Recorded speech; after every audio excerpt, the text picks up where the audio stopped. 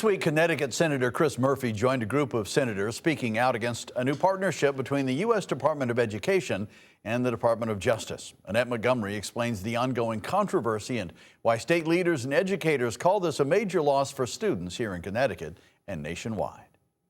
The Trump administration says the move will secure equal access to education and strengthen civil rights enforcement in schools. But Senator Chris Murphy and Kate Diaz with the Connecticut Education Association say they believe it will actually weaken protections for students with disabilities. Outraged. That's the word Connecticut Education Association President Kate Diaz used to describe how she says educators across the state feel following the Trump administration's announcement about a new partnership between the Department of Education and Department of Justice. The Trump administration says the partnership is designed to strengthen federal civil rights enforcement in schools. But Connecticut Senator Chris Murphy is among many now urging the administration to reverse the decision, arguing the agreements illegally transfer responsibilities Congress assigned to the Department of Education.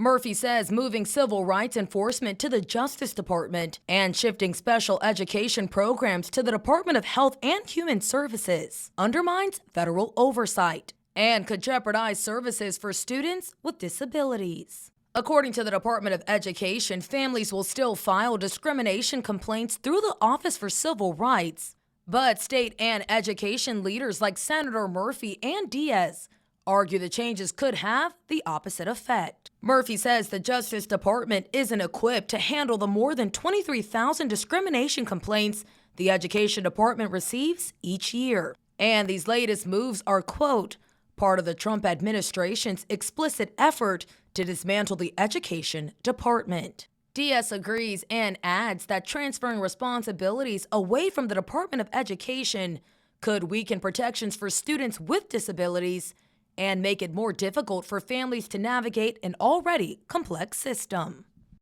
The Department of Education disagrees with those claims, saying the partnership builds on years of coordination between the two agencies, does not change how families file complaints, and will strengthen enforcement while continuing to carry out all responsibilities required under federal law. In studio, Annette Montgomery, Fox 61.